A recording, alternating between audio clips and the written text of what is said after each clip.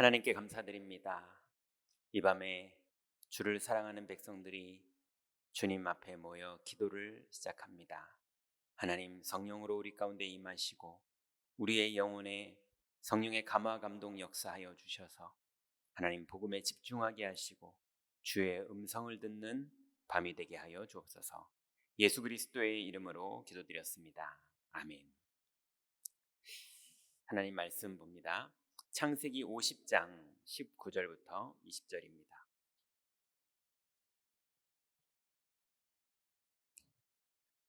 창세기 50장 19절부터 20절. 요셉이 모든 응답을 다 받은 후에 형님들 앞에서 자기의 평생의 여정을 포럼한 그 내용이죠. 같이 읽습니다. 요셉이 그들에게 이르되 두려워하지 마소서. 내가 하나님을 대신하리이까. 당신들은 나를 해하려 하였으나 하나님은 그것을 선으로 바꾸사 오늘과 같이 많은 백성의 생명을 구원하게 하시려 하셨나니. 아멘. 자, 우리 지난주에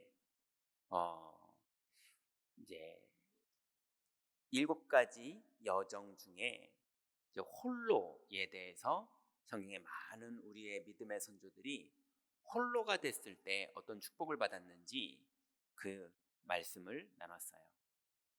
여러분, 하나님은 끊임없이 여러분을 홀로로 인도하세요. 그리고 하나님의 중요한 시간표에 반드시 하나님은 하나님과 여러분이 독대하게 하실 때 하나님은 여러분을 홀로가 되게 하세요.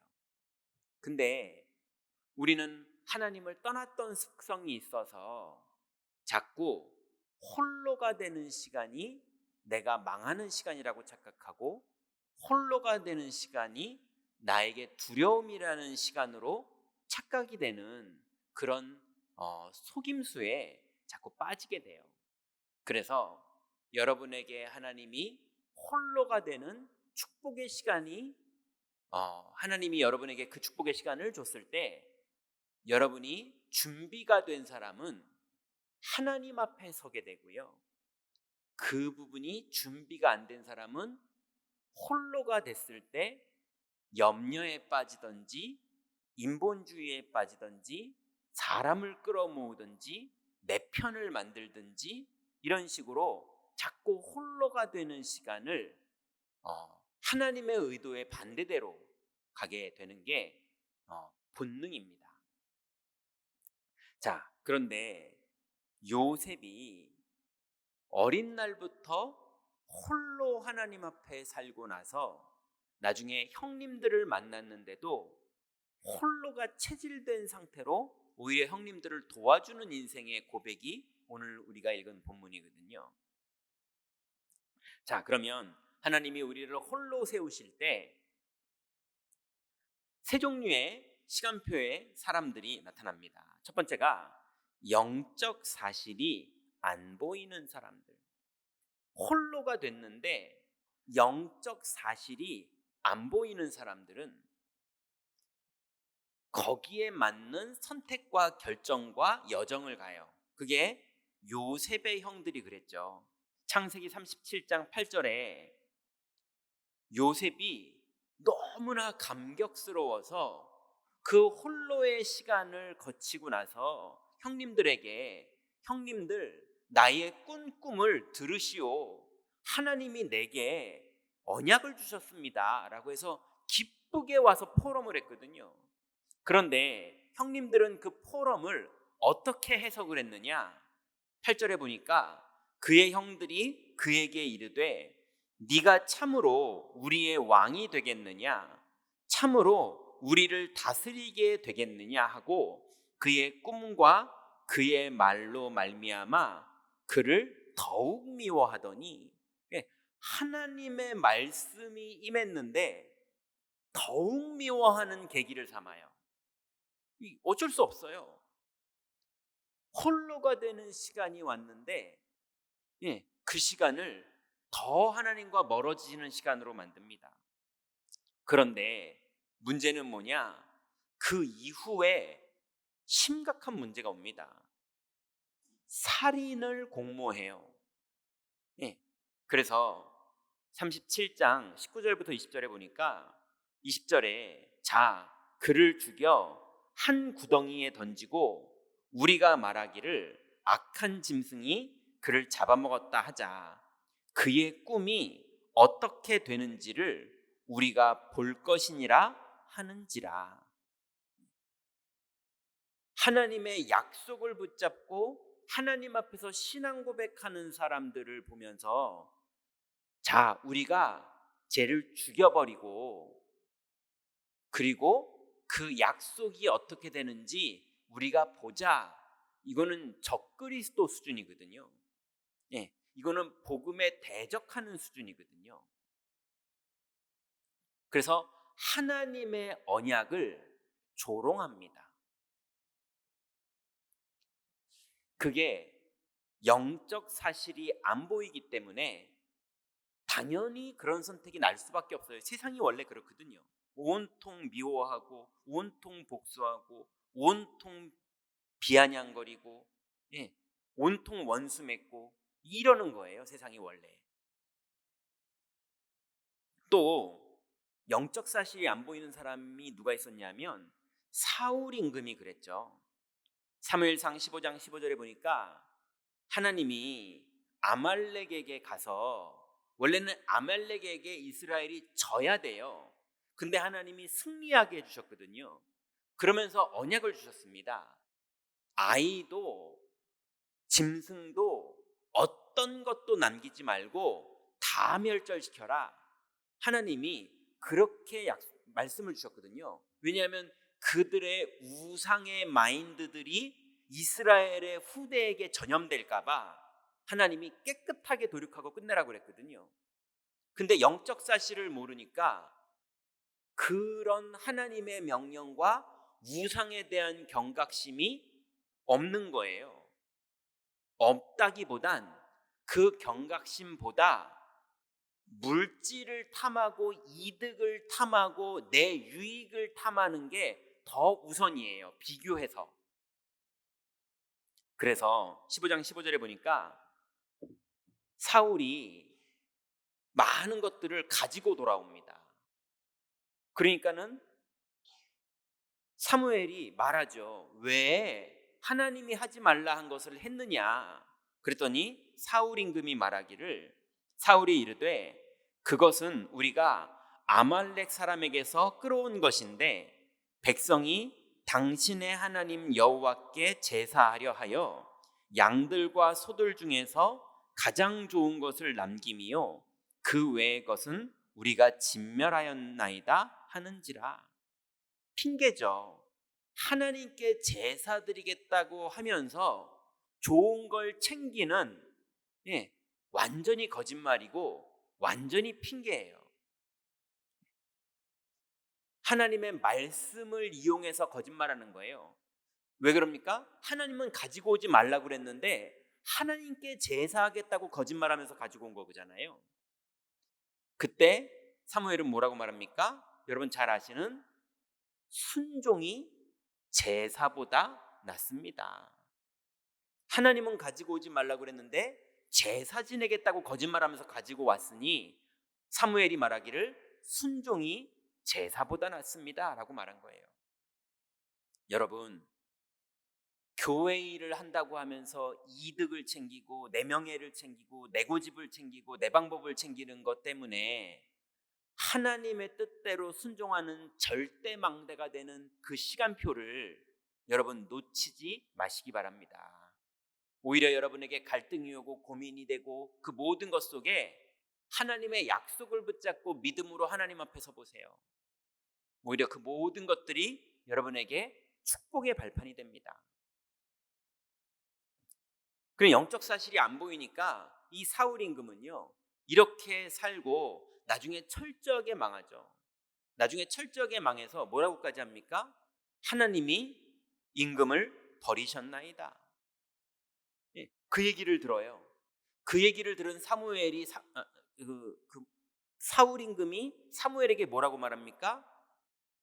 그건 알겠는데 내가 이스라엘로 돌아갈 때 백성들이 나를 멸시하지 못하게 그 말은 좀 하지 말아 주세요 이래요.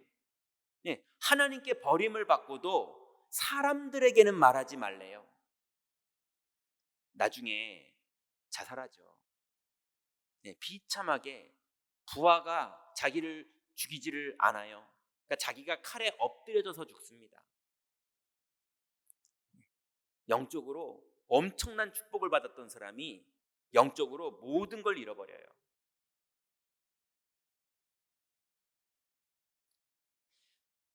제가 사울 임금을 보면서 혼자 이제 상상해 봤어요.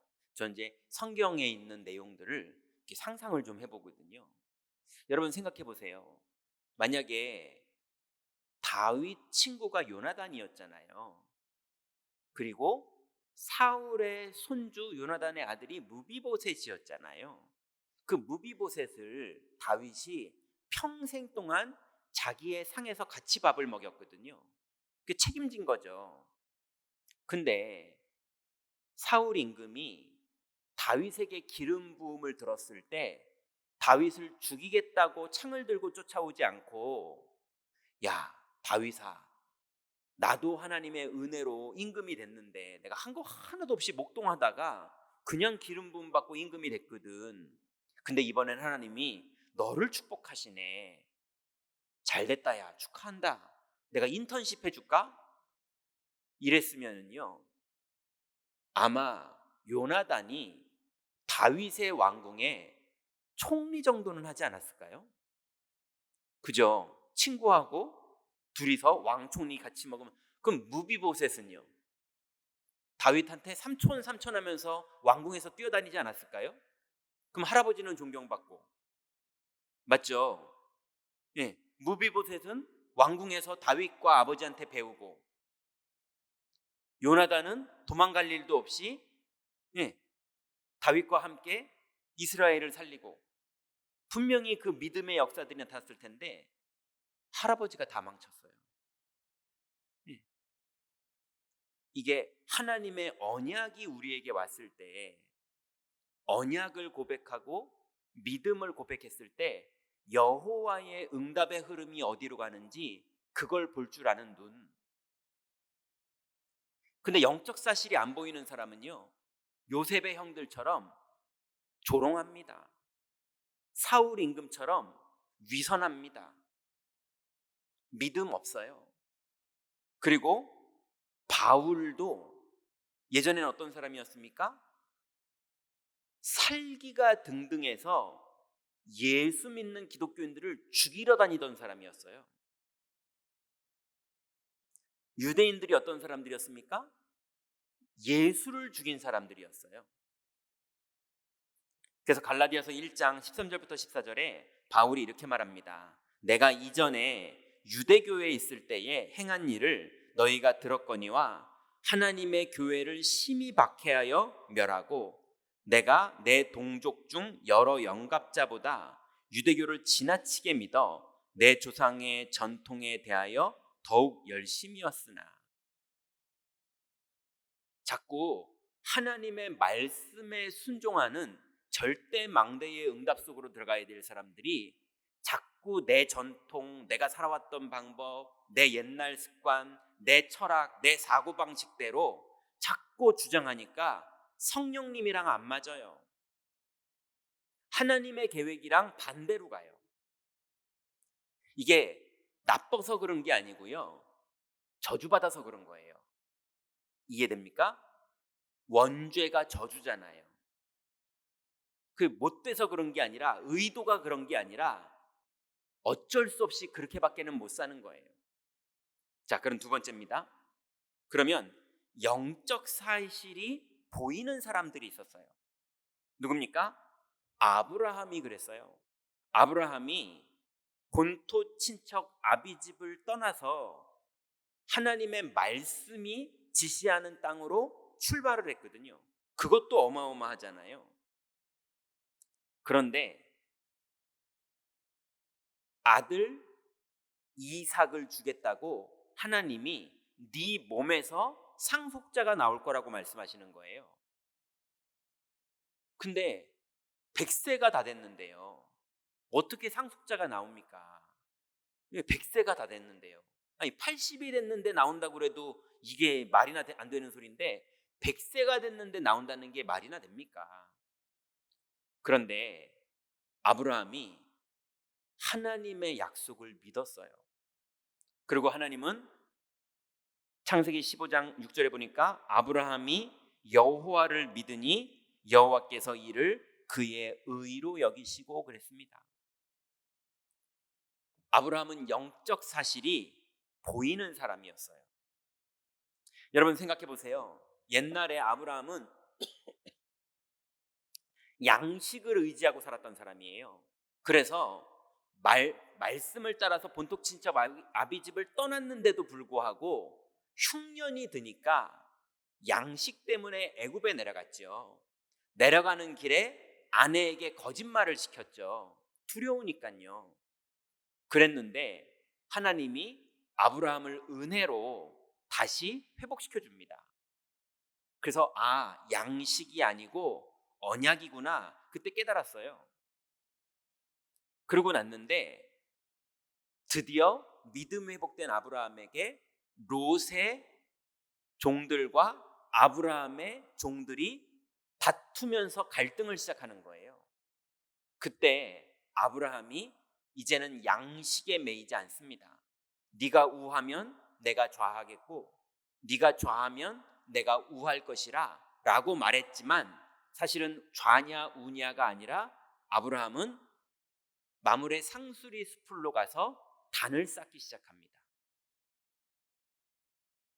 그 아브라함은 이제 깨달았어요. 약속을 붙잡는 것이 본인의 길인 것을 깨달았어요. 그랬더니 하나님이 이삭을 주셨어요. 그러니 얼마나 감사합니까? 기적이 벌어졌잖아요. 자기 평생에 드디어 아들이 생긴 거예요. 롯도 떠나보내고 이제 아들 이삭, 얘가 내 후사를 이어갈 사람이거든요. 근데 하나님이 그렇게 의지하던 이삭을 모리아산에서 바치라고 하십니다. 예. 아니, 믿음으로 다 늘어났더니 언약만 붙잡았더니 이삭을 주셨잖아요. 그게 너무 감사하잖아요. 근데 이삭을 못 붙잡게 하세요. 예. 주신 이삭을 못 붙잡게 하세요. 아브라함이 이삭도 언약 붙잡고 다시 하나님 앞에 데리고 나갑니다. 그 이후로 아브라함은 가는 곳마다 계속 승리해요. 샘을 파면 근원을 얻고 전쟁에 나가면 승리를 하고 오히려 하나님께 11조는 드리고 자기가 받아야 될 건 안 받아요. 왜요? 상급이 여호와께 있음을, 보응이 여호와께 있음을 알기 때문에 하나님을 두려워하기도 하고 하나님을 의지하기도 하는 거예요. 그게 영적 사실을 아는 사람의 눈입니다. 또 누가 그랬죠? 사무엘이 처음으로 하나님의 음성이 들리는 거예요. 사무엘아 사무엘아, 엘리한테 나갔거든요. 부르셨습니까? 왜냐면 하나님의 음성을 들어본 적이 없었거든요. 근데 드디어 사무엘이 하나님의 음성이 들리는 거예요. 주여 말씀하옵소서, 주의 종이 듣겠나이다. 그랬더니 그 이후로 내가 말한 것을 그날에 처음부터 끝까지 다 이루리라 하면서 하나님의 말씀이 사무엘에게 임합니다. 엘리는 이상이 끊겼고 사무엘에게는 말씀이 임해요. 그게 사무엘의 첫 경험이었어요. 여러분, 예배 시간 때마다 하나님의 말씀이 여러분에게 들리시기 바랍니다. 목사의 말 잘하는 거 말고 하나님의 약속이 여러분에게 들려서 예배 시간에 목사를 만나고 가는 시간이 아니라 여러분 이 밤에 하나님을 만나시고 돌아가시는 밤이 되시기 바랍니다. 사무엘이 그 축복을 누린 거예요. 또 베드로가 예수님을 만났지만 아무도 고백을 못했어요. 사람들이 나를 누구라 하느냐? 엘리야라 하더이다, 예레미야라 하더이다. 뭐 그 정도 수준인데 베드로가 눈이 열렸어요. 주는 그리스도시군요. 살아계신 하나님의 아들이시군요. 베드로가 이게 깨달아진 그날 얼마나 행복했겠습니까? 근데 또 넘어지는 거예요. 사탄아 내 뒤로 물러가라 그럴 정도로요. 그리스도는 알았는데 적용을 못하는 거예요. 그렇지만 영적 사실이 보이는 게 시작된 사람들이었어요. 여러분, 그 축복이 오늘 밤에도 여러분에게 임하시길 바랍니다. 그런데 이제 영적 사실이 보이는 것이 시작된 우리들에게 이제 영적 사실을 현장에서 누리는 사람의 시간표 속으로 하나님은 우리를 반드시 인도하십니다. 그게 우리의 결론이에요. 그래서 베드로가 3번을 부인했던, 주는 그리스도시요라고 고백도 했지만 3번을 부인하기도 했던 그 베드로가 성령 충만을 받고 드디어 안진뱅이 앞에서 뭐라고 말합니까? 은과 금은 내게 없거니와. 옛날에는 어떤 사람이었습니까? 누가 크니까 이런 걸로 싸우던 사람이었잖아요. 근데 베드로가 이제 완전히 바뀌었어요. 은과 금은 그런 건 이제 내게 없다. 내게 있는 건 내게 주노니 나사렛 예수 그리스도의 이름으로 일어나 걸으라. 그 사건 이후로는 또 뭐라고 고백합니까? 다른 이로서는 구원을 얻을 수 없나니 천하 인간에게 구원을 얻을 만한 다른 이름을 우리에게 주신 일이 없음이니라. 베드로가 현장에서 영적 사실을 누리기 시작했어요. 또 다윗은 어떻게 바뀌었습니까? 사무엘상 17장 45절부터 47절에 보니까 다윗이 블레셋 사람에게 이르되 너는 칼과 단창으로 내게 나오나 나는 만군의 여호와의 이름으로 너에게 나간다. 그러면서 47절에 또 여호와의 구원하심이 칼과 창에 있지 아니함을 이 무리에게 알게 하리라. 전쟁은 여호와께 속한 것인즉 그가 너희를 우리 손에 넘기시리라. 여러분, 이 축복을 욕심 부리고 내 욕심대로 뭘 하는 거와 바꾸겠습니까? 어떻게 이걸 바꿉니까? 여러분, 모든 걸 지더라도 약속 붙잡고 승리하시기 바랍니다. 모든 걸 양보하더라도 약속 붙잡고 승리하시기 바랍니다. 영적인 축복을 아는 사람과 육신적인 것만 아는 사람은 다릅니다. 그래서 바울은 사도행전 19장 21절에 보니까 예전에는 육신적인 바울이었고 유대교에 빠져서 전통을 고수하던 바울이 19장 21절에 보니까 이 일이 있은 후에 바울이 마게도냐와 아가야를 거쳐 예루살렘에 가기로 작정하여 이르되 내가 거기 갔다가 후에 로마도 보아야 하리라. 여러분, 여러분의 자녀들, 아이들을 키우는 렘넌트를 키우는 부모님들은 우리 애들을 돈 잘 버는 애들로 키우고 싶은 겁니까? 정말로 그리스도의 복음을 전달할 렘넌트로 키우고 싶은 겁니까? 여러분, 오늘 밤에 기도로 뜻을 정하시기 바랍니다. 하나님은 다 알고 있고 마귀도 다 알고 있고 여러분 언약 잡은 그 믿음대로 됩니다. 여러분 산업하시는 분들 여기 계십니까?